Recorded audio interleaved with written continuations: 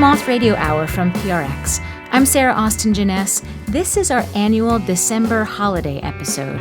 We have stories of feasts, traditions, celebrating, not celebrating, connecting with family and friends, and just wanting to be alone. 6 stories that explore the mixed emotions that come with this last month in the year. Our first storyteller is Moth veteran Peter Aguero. Peter calls this story Me and Mama versus Christmas. Lots of people go overboard at Christmas. It's a time of excess. The decorations and the gifts and the food. But what if money is tight? Peter told this story at a Moth night we produced in partnership with West Virginia Public Radio. Here's Peter Aguero. So I just finished my first semester of college, and I have a big bag of laundry. And I come through the door of the house, and things aren't looking too good for me and my mom. The first thing I notice is that the piano's gone. She had that ever since she was a little girl and took piano lessons. We always put the nativity on top of it around Christmas time. I took piano lessons for 2 weeks, but I still took piano lessons on that piano, and that's gone. I go through the living room, and the only thing that's left is just one couch that's with broken springs sticking out of it. There are 2 televisions, one on top of the other. One has picture that works, and one has sound that works.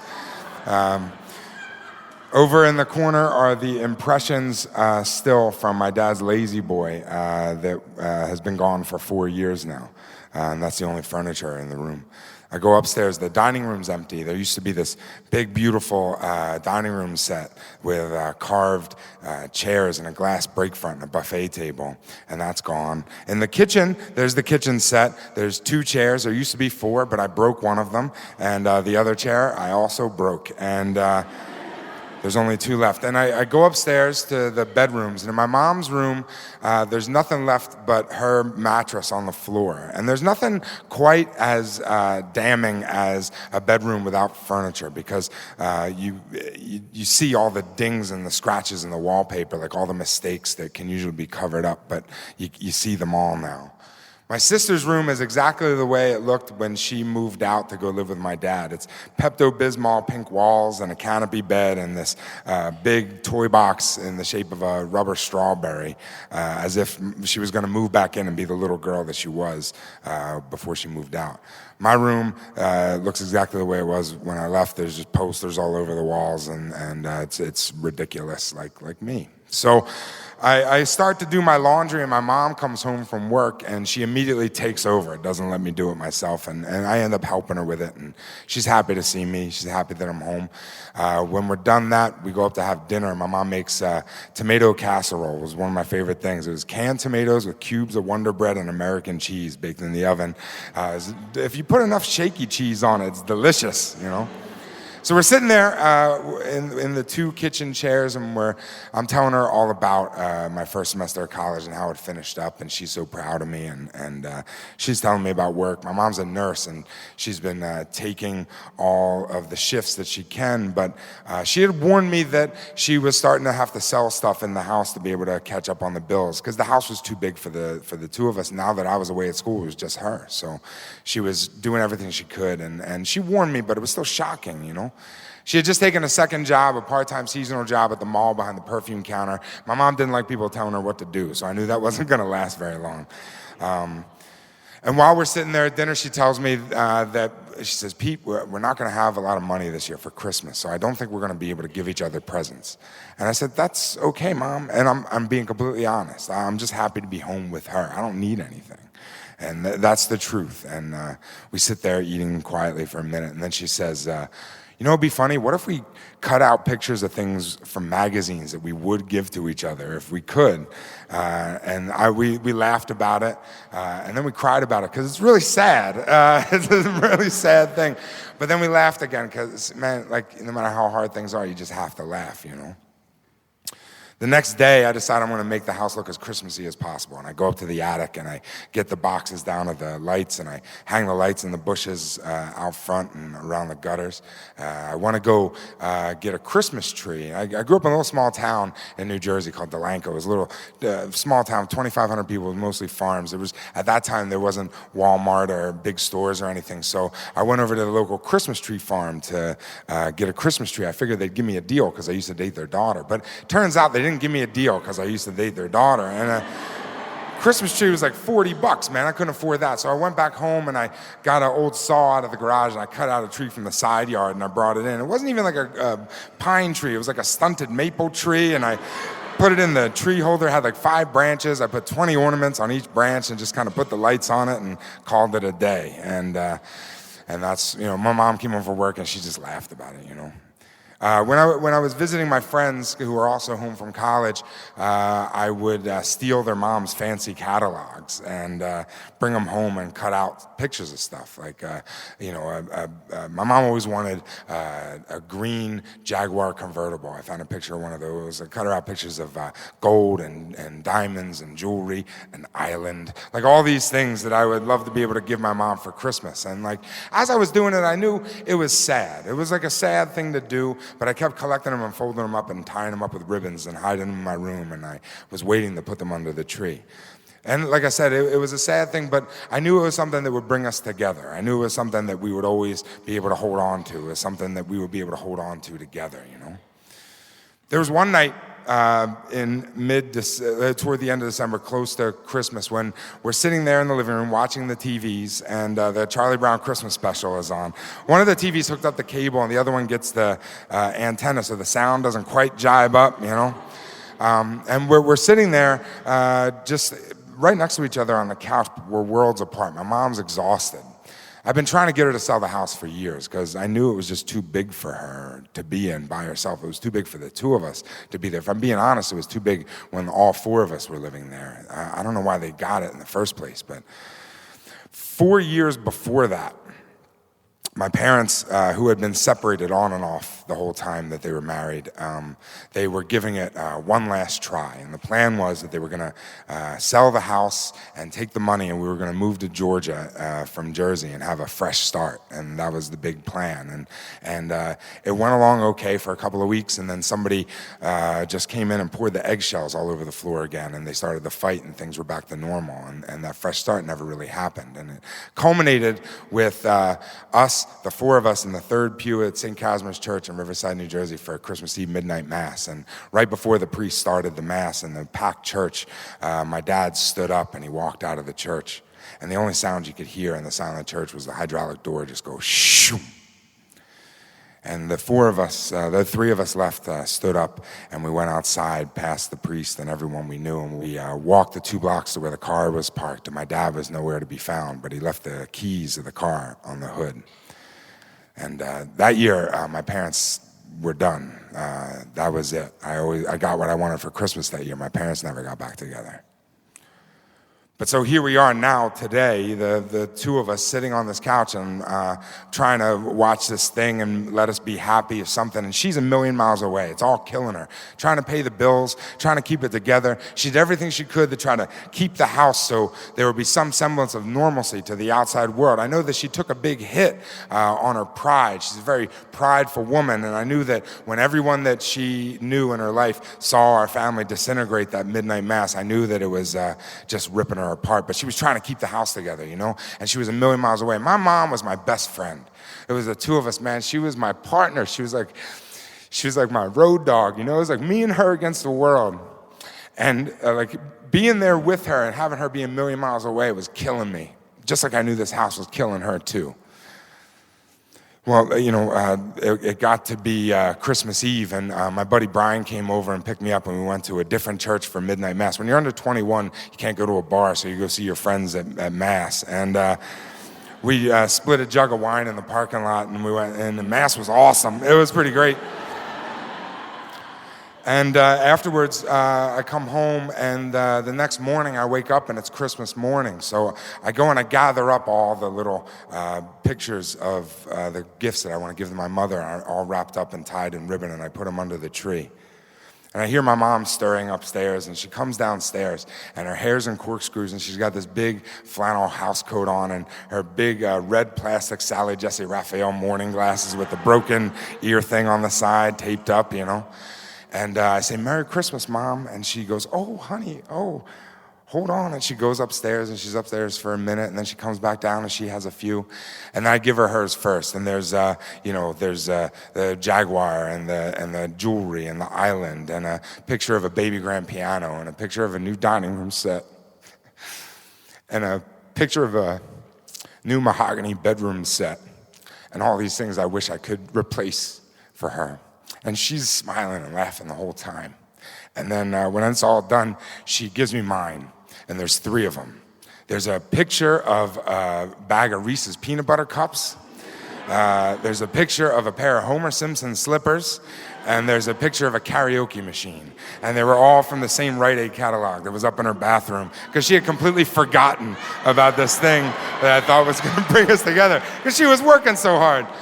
So we're stuck in the middle of this O. Henry story that he never should have written. And I thank her so much for the gifts, and we go upstairs, and my mom makes the best pancakes in the world. You might think your mom does, but I'm so sorry, you're wrong.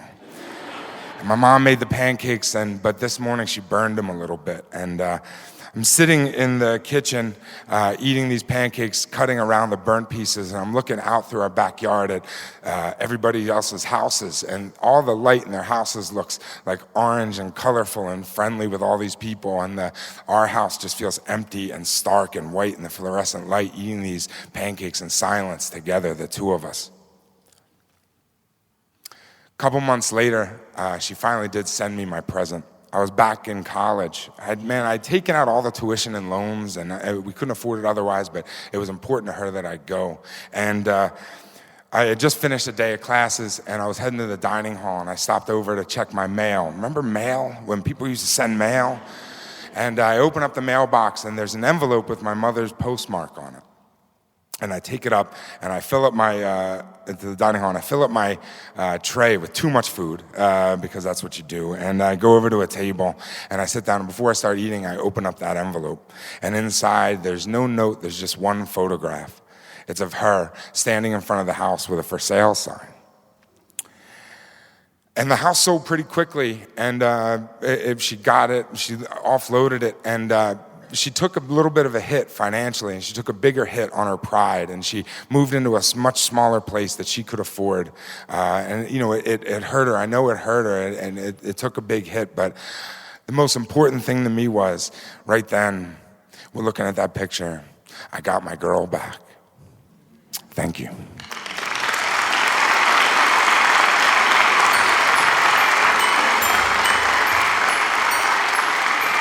That was Peter Aguero. Peter says at the moment he's most likely to be found making pottery and listening to the Allman Brothers.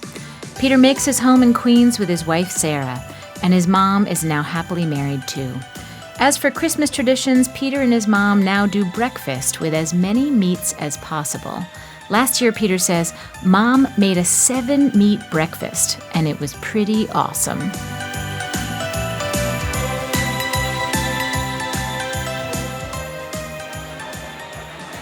Tracey Segarra is our next storyteller. She won an open mic Moth Story Slam in New York, where we partner with public radio station WNYC. And that win earned her a spot in a Grand Slam, which is where this story was told. The theme of the night was growing pains. Here's Tracey live at the Moth.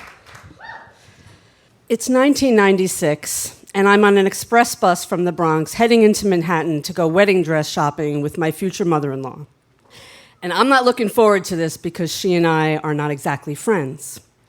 Rita and I come from very different worlds. She is this Sicilian from the Bronx, waitress and a secretary, and a Jehovah's Witness, devout Jehovah's Witness, this strange religion I know nothing about. And I'm this middle-class Jew from Long Island, so when I start dating her son, a lapsed Jehovah's Witness who she dearly would like to come back into the fold, she and I kind of circle each other warily. And we are polite but cold. But when Fred and I decide to get married, I realize that I should make some effort to get to know this woman who's going to be part of my life. So here we are. And the ride down is very uncomfortable. She and I have never been alone in a room together, so it's very awkward. But when we get to the bridal salon and I start trying on all these gowns, she tells me I look beautiful in every single one, which is a complete lie, but the sweetest of lies. And I feel myself starting to soften towards her. And then afterwards, when we get back to the Bronx and it's time to say goodbye, she suddenly grabs me and she gives me a hug. And it's the kind of hug that tells me how much it must have meant to her that I invited her to do this with me. And it breaks open a place in my heart for her, and we start to become friends. And over the next 2 years, we bond over the two things that Rita loves the most, eating and shopping. Nobody can devour a lobster like Rita Romeo. And she doesn't care where she shops. It could be a dollar store, a hardware store, although dollar stores are her favorites. She just loves to shop. But then when my twin daughters are born in 2000, she is my savior. I'm so overwhelmed by these creatures. And every Friday, she comes out from the Bronx and she spends the weekend with us. And when I hear that screen door open each Friday, it's like the cavalry has arrived and I can finally breathe. And she absolutely adores her granddaughters, but she is not your typical cookie-baking grandma. She's a Sicilian from the Bronx, you know? And one year, when the girls are about 2 or 3, I hear her talking to them in the other room. And I hear her say, "Oh, I love you so much. I just want to punch you."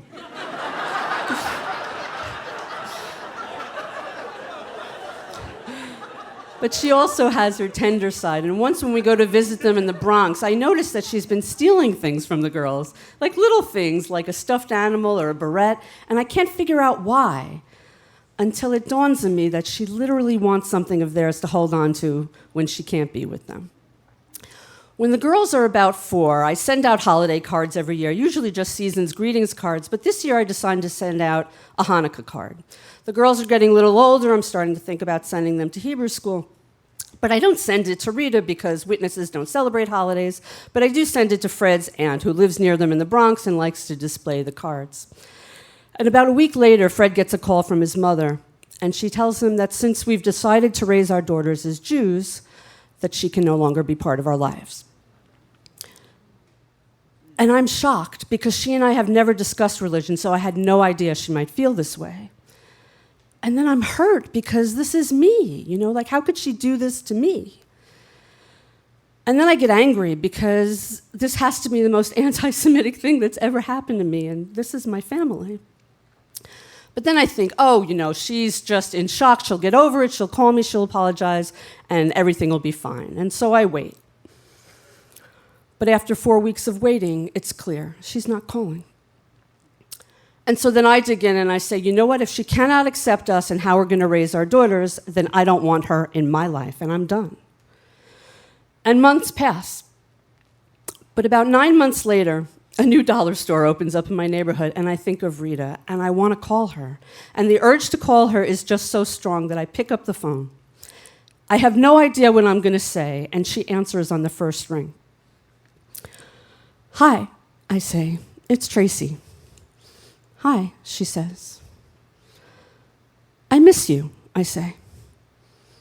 "I miss you too," she says. And just like that, it's over. We never discuss it. We just step over that time in our lives as if it never happened. And over the next 7 years, she becomes my second mother. In 2011, Rita passes away. And I miss her. I miss her every day. But I think about what we almost missed. Like that time when the girls were 5 and they had their first and only ballet recital where they proved that they are much more adept at pratfalls than graceful pirouettes. Or the time when they were 8 and we told ghost stories around the fireplace. And you know I would have been justified all those years ago in keeping Rita out of my life. What she did was hurtful and cruel, and it was wrong. But in the end, I decided I didn't want to stand on my principles if it meant I had to stand there all alone. At the end of her life, I go to visit Rita because I need to tell her how much she meant to me and what an impact she had on my life. And she tries to say something back, but she's wearing an oxygen mask, and it's really difficult to understand her, and then the moment's just gone. So I don't know what she wanted to tell me. But I'd like to think that it was some variation of, I love you so much, I just want to punch you.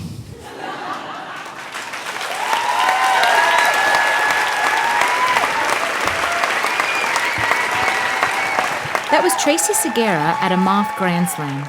Tracey is a former wire service reporter turned marketer. In her free time, she hosts and produces her own Long Island-based storytelling show, Now You're Talkin'. Tracey said, "Rita was a hell of a woman.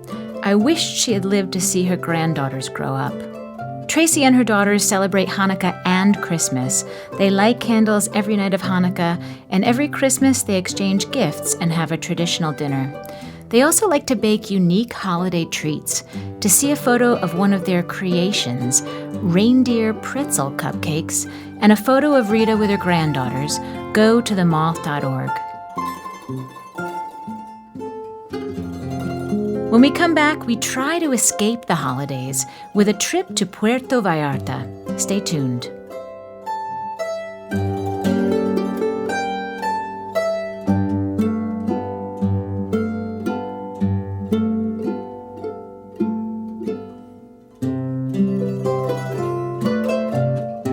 The Moth Radio Hour is produced by Atlantic Public Media in Woods Hole, Massachusetts, and presented by the Public Radio Exchange, prx.org. This is the Moth Radio Hour. I'm Sarah Austin Jenness, and I'm your host.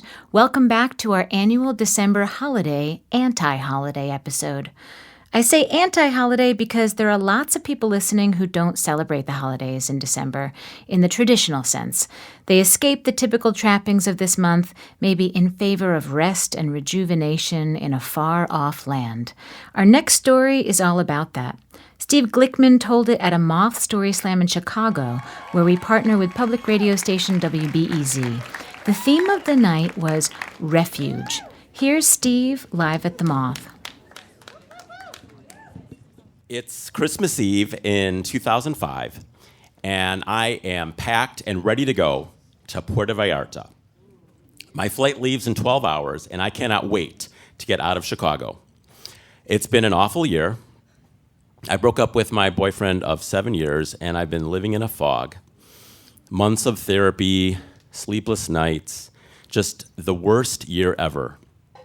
But somehow I made it to Christmas Eve, and I am ready to reboot my life, starting now.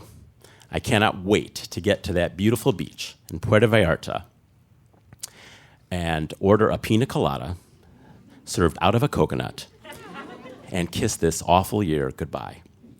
I'm packed and ready to go. All I need is my passport. I look in my desk drawer, not there. I look in my file cabinet, not there. I look in my bedroom closet, my dresser, the kitchen cabinets, not there. Where the fuck is my passport? Then I panic. I ransack my apartment, going from room to room, emptying every drawer, every closet, every cabinet, and I throw its contents on the floor where I can see it all clearly. I get down on my hands and knees, and I'm sifting through the piles of stuff like a crazed burglar. And after I've turned my apartment upside down for hours, nothing. Where the fuck is my passport? It's after midnight, and I'm exhausted. Sitting on my bedroom floor, staring at all the piles of junk, I say to myself out loud, as calmly as possible, I've lost my passport. I've looked everywhere I know of, but it's gone. I am not going to Puerto Vallarta for Christmas. And then I cry. The next morning, I make a pot of coffee and I contemplate how I might spend Christmas week in Chicago. I can't visit my family, they're not in town. I can't visit my friends because they all think I'm in Puerto Vallarta. And that's what I want them to think. I boasted to everyone that I was going to spend Christmas week on the beach in Mexico, and they could all have their white Christmas in Chicago. I told my coworkers. I told my volleyball team. I told George, the star hitter on my volleyball team, who is a dreamboat and who I have a crush on. I can't fathom telling them I lost my passport. I will never hear the end of it. I feel like the biggest loser ever. I just can't catch a break. And then I get an idea. I hide out in my apartment all week long. I spend my time watching movies and reading Mexico travel blogs. When I leave the apartment, I wear sunglasses and a hoodie because I'm incognito. And I leave for only 2 reasons: to go to the grocery store or to the tanning salon. I love the tanning salon. I love lying on the tanning bed in my Speedo, grooving to my playlist, surrounded by the gentle warmth and humming of the UV lights as they slowly cook my skin to a deep golden brown. And when I close my eyes, it feels just like I'm lying on that beautiful beach in Puerto Vallarta. The first week in January, we have volleyball practice, and I show up at the gym armed with a deep tan and stories from the Mexico travel blogs. I scan the gym for my team, and then I spot Dreamboat George. I'm nervous, and part of me wants to walk out of that gym and go back into hiding for the rest of winter. But I know that won't solve anything. I know I have to get out there and live in the world, meet people and take risks, even if I don't feel like it. That's what all the self-help books say. And so I walk up to Dreamboat George with a smile on my face, and he smiles right back, and he says, "So, how was Puerto Vallarta?" I say, "Muy bueno." The weather was perfect, the beaches were fantastic, and the food. So mucho delicioso. And as I'm talking, I'm thinking, is he buying this bullshit? I study his face for signs of doubt, and I can't really be sure, but I think he might be. My other teammates gather around, and I tell them the same story, and every time I tell it, I get more confident, and I add more details, like a snorkeling trip and a sunset cruise. Suddenly I realize I'm actually pretty good at this. Dreamboat George says, "I'm so jealous," which are the words I long to hear. I simply smile and nod. I sat on this secret for 11 years. Over time, I got my confidence back, I got a new boyfriend, and we've traveled a bit, but never to Puerto Vallarta because I don't like to repeat.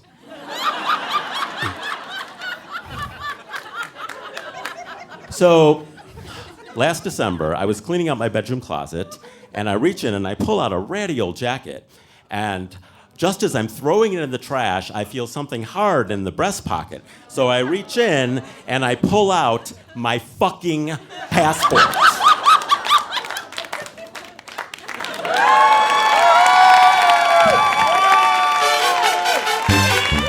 That was Steve Glickman. Steve has no pictures from his failed vacation, of course, but in the spirit of second chances, you can visit our website, themoth.org, to see a picture of him on a successful vacation with his boyfriend. He's never misplaced his passport again. Our next storyteller is Dawn Fraser. Dawn is one of the instructors in our community program. She travels around the world with the Moth, workshopping personal stories with all sorts of community groups. This story was recorded in Kampala, Uganda, in an intimate setting where women shared stories for the first time. There were only about 20 people in the room. Here's Dawn Fraser at the Moth in Uganda. Okay, so many of you know that my family comes from Trinidad and Tobago, and my family came through New York and then moved to California in the United States. And so when I moved to New York, I totally expected that I would be able to be free, to meet other first-generation Trinidadians, and just have a good time. But my first year in New York, my mom calls me up, and she's like, "Donnie, you coming home for Christmas?" And I was like, "Yeah, I'm coming home for Christmas. Why, what's up?" She's like, "Well, I need you to do me a favor."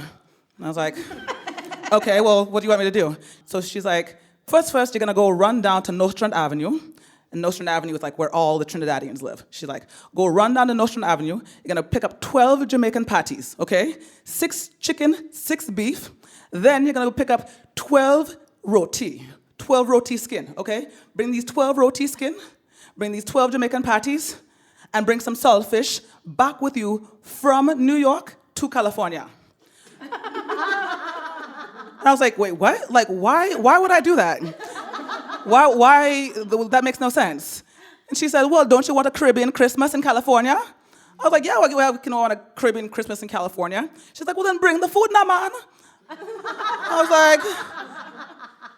was like, okay, but I was mad because I had this suitcase. In my suitcase, I'm going from New York to California, so it's gonna be warm. I just have my flip-flops, my tank tops, but now I have to take all this stuff out of my bag to pack all this other stuff for my mom. So I'm just aggravated. So I pack all the food, the saltfish, the roti, all the kind of stuff, and I bring the stuff to California so that we could have a Caribbean Christmas.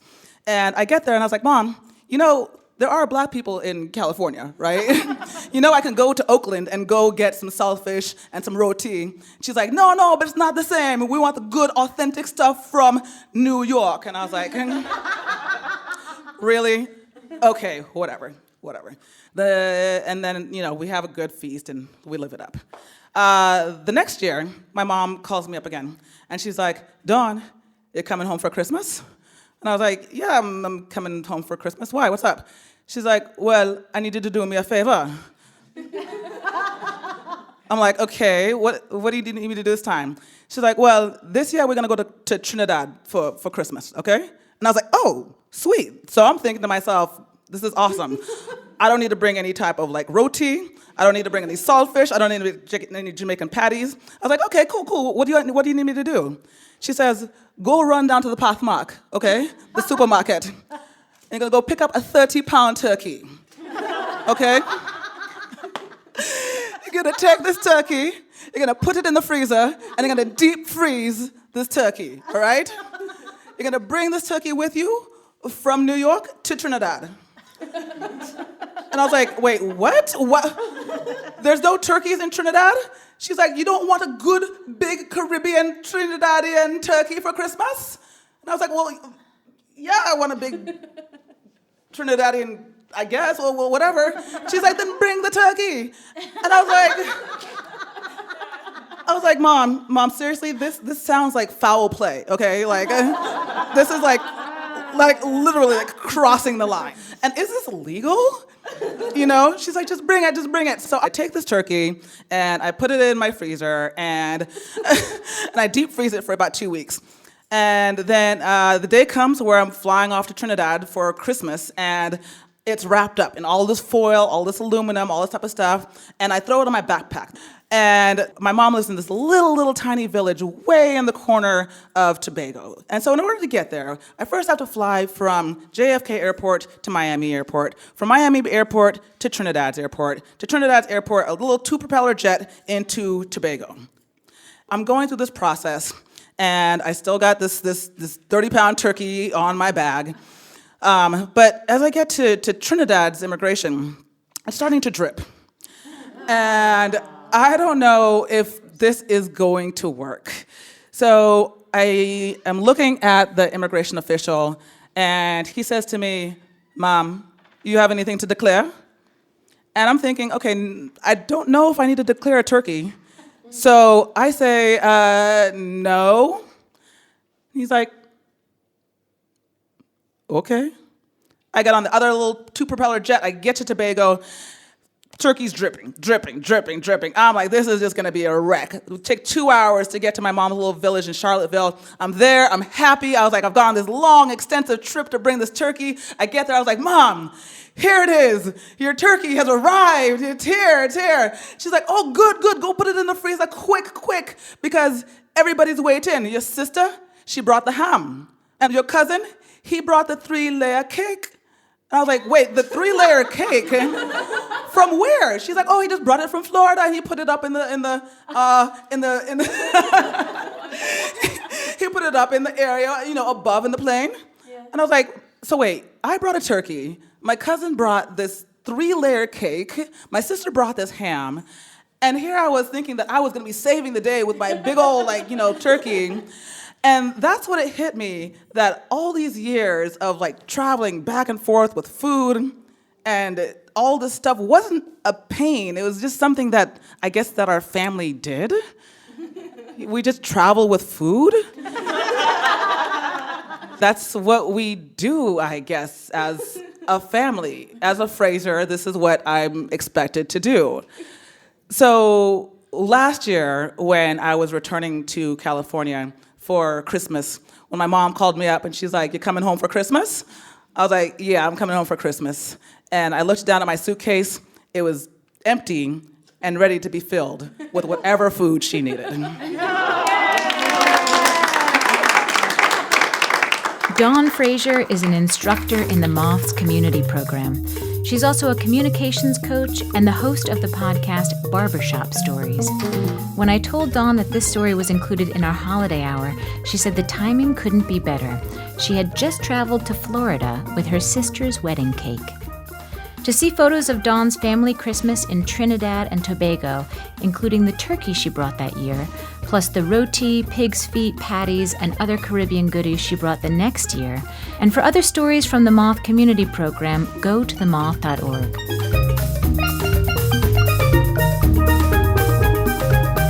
After our break, our last two stories: the Jewish tradition of asking for what you want twice, and the sheer stress of planning your first kiss on New Year's Eve, when the Moth Radio Hour continues.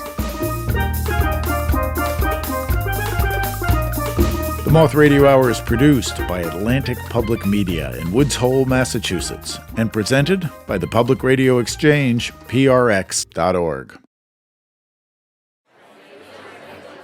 I'm Sarah Austin Jenness, and you're listening to the Moth Radio Hour from PRX. We're up to our last two stories as part of this December special. No matter what our plans are in the next few weeks, December can remind us of family and friends who have died, and that's bittersweet.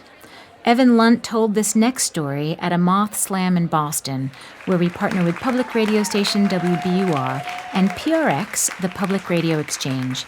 The theme was Wonders. Here's Evan Lunt live at the Moth.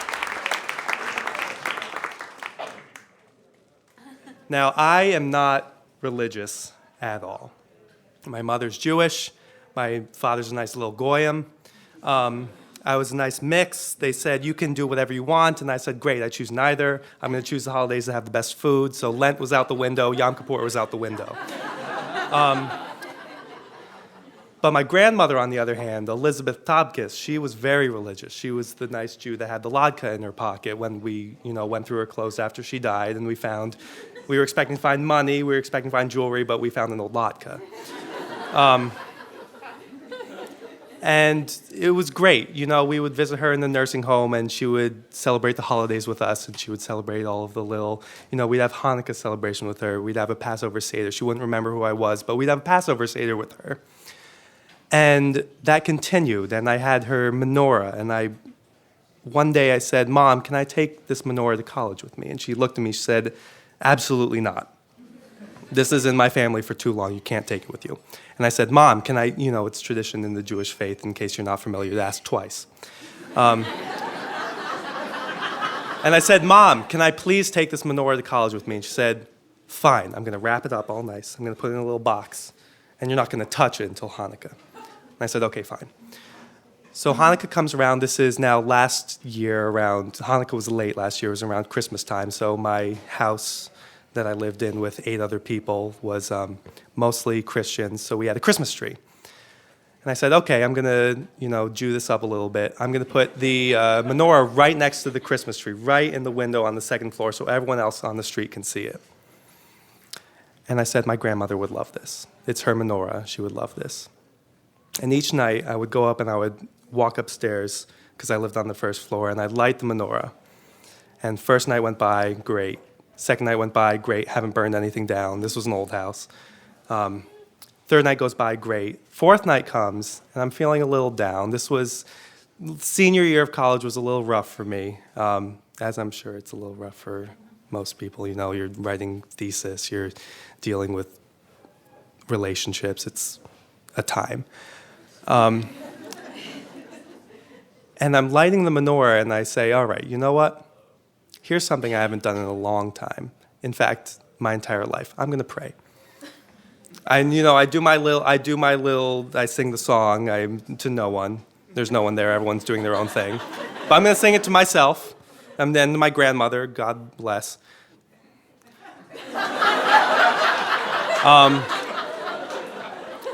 And I say, all right, I'm going to pray. And I say, all right. I'm not on my knees because it's a dirty floor. But I'm going to sit down in my chair, and I say, all right, how do I start? Elizabeth, no, that's too formal. Grandma, can you hear me? And I say, I'm going to light my candles for you tonight. And I'm going through, and I'm lighting the candles, and it's the fourth night, so you light 5 candles. And I'm going through the prayer, and I say, Grandma, can you hear me? And I look out, and looking out the window, nothing. It's cloudy.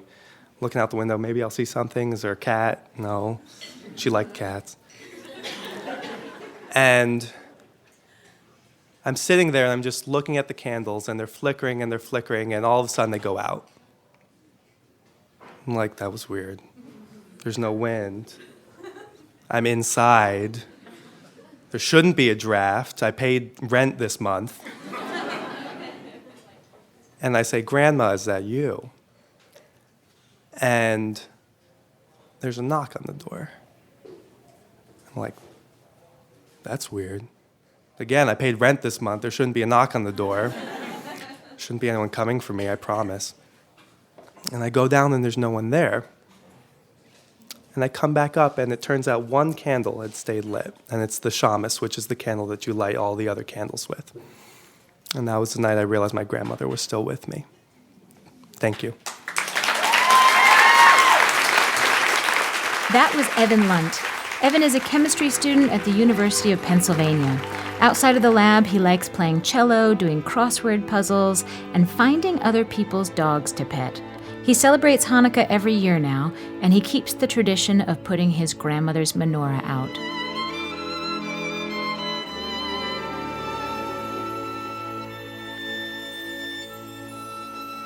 Our final story starts in December, but ends in January. Making New Year's plans is a little stressful, and if you add to that a budding new relationship and plotting a first kiss, yikes.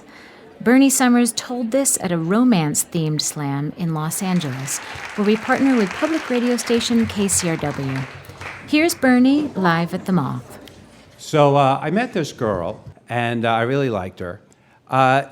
She was kind of a nerd, but nice, like a nice, nerdy little girl. And I asked her out on a date, and our first date we had a wonderful time. But I didn't kiss her. I didn't even try to kiss her, because on the first day I just like to talk and listen and, get to know the person. And then I asked her out on the second date. Now, the second date is when I usually, go in for the kill.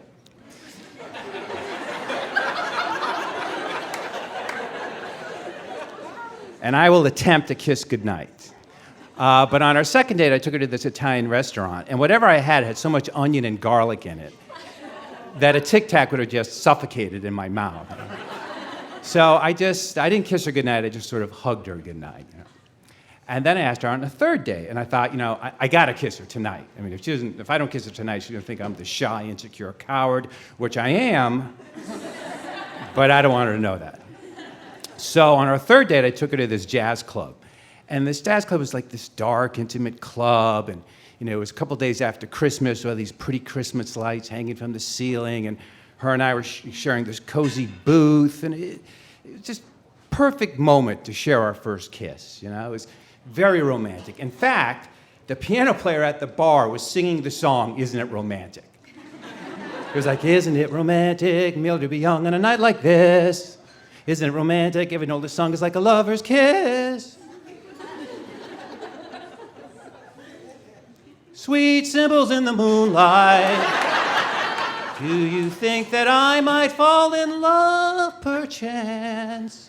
Isn't it romantic?" So the moment was screaming, "Kiss her!" And then she told me about this New Year's Eve party she was going to and wanted to know if I wanted to go with her. And I said, yeah, sure. And then I thought, it'd be kind of cool if our first kiss was our New Year's Eve kiss. It'd be very symbolic, beginning of a new year, beginning of a new relationship. So at that moment, in my mind, I decided that was when I was going to kiss her, the stroke of midnight on New Year's Eve, which meant I couldn't kiss her tonight, because if I kissed her tonight, then our New Year's Eve kiss would be our second kiss, and that's just lame. But here's the thing. This nerd wanted me to kiss her tonight.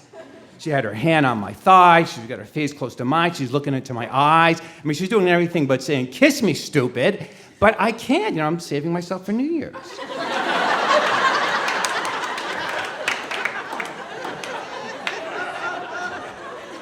So New Year's Eve comes, New Year's Eve day, and I'm, getting ready for the party. I'm in the bathroom, really excited, and I'm shaving and brushing and flossing, and all day long that song is ringing through my head. Isn't it romantic, me to be young on a night like this?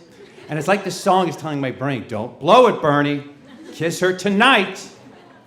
So we're at the New Year's Eve party, and we're in this loft, very crowded loft, and we're sipping champagne, talking and laughing, and I look at my watch, it's like 10 minutes to midnight, so I decided to go to the bathroom, because I remember I saw a bottle of mouthwash in there. So I thought, I'll gargle, so when I kiss her at midnight, I'll have minty fresh breath. So I go in the bathroom, I gargle, and I wash my hands and comb my hair, and I step out of the bathroom, and I see that the number of people at the party is like doubled.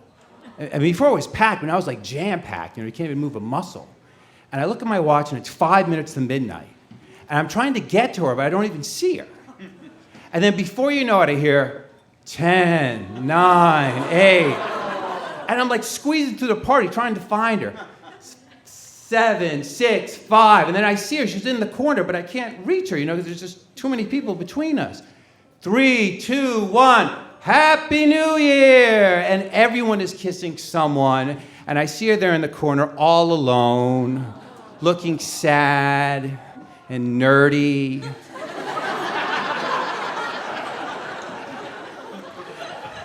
And by the time I reach her, it's like 20 minutes after midnight. And before I could say anything, she says, "Bernie, I'm leaving." She grabs her coat and she leaves the party. And she's obviously very angry at me. I don't blame her. It's like our fourth date. I haven't kissed her. I leave her alone on New Year's Eve. So I chase after her, and we're outside, and I kind of grab her by the arm and say, "No, wait." And she said, "No, Bernie, I'm sensing you're not all that into me, so I'm just going to go home." I said, "Let me explain. I didn't kiss you on the first date because I just don't kiss on the first date. I didn't kiss you on the second date because I had really bad onion and garlic breath. And I didn't kiss you on the third date because I'd be better kiss you on the fourth date, New Year's Eve tonight, but I couldn't reach you tonight because there were too many people at the party. I couldn't reach you, and I'm really sorry."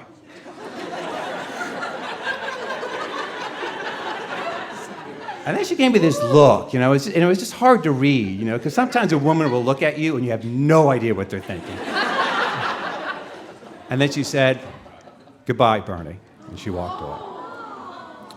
So New Year's Day came, and I'm just feeling very lonely and depressed. It was a terrible way to bring in the new year.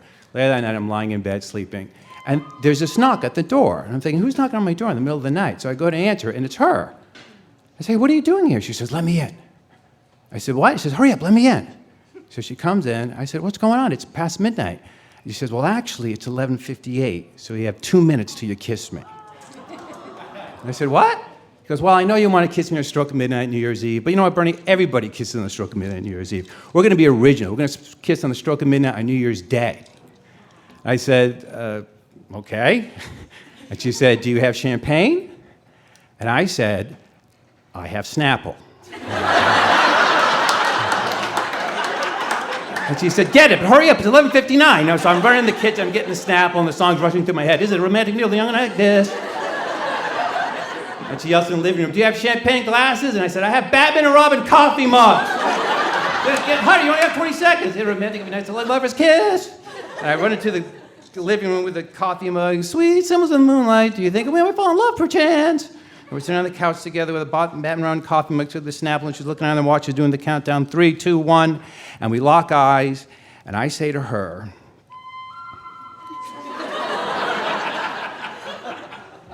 "You are the coolest girl I have ever met in my entire life." And she said, "Shut up and kiss me." Isn't it romantic?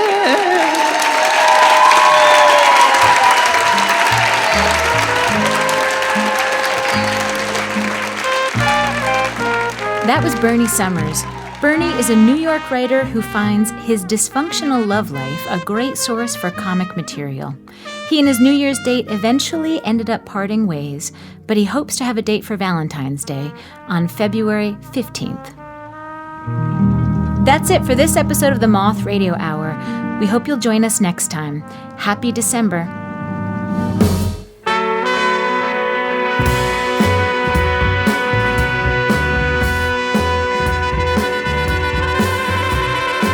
Your host this hour was Sarah Austin Jenness. Catherine Burns directed the stories in the show, along with Jennifer Hickson. The rest of the Moth directorial staff includes Sarah Haberman and Meg Bowles. Production support by Timothy Lou Lee. Moth Stories Are True is remembered and affirmed by the Storytellers. Our theme music is by The Drift. Other music in this hour from Melody Creators, Modern Mandolin Quartet, C.S. Heath, Nigel Kennedy and the Croak Band, Proyecto Solo, and Ruby Braft and George Barnes Quartet.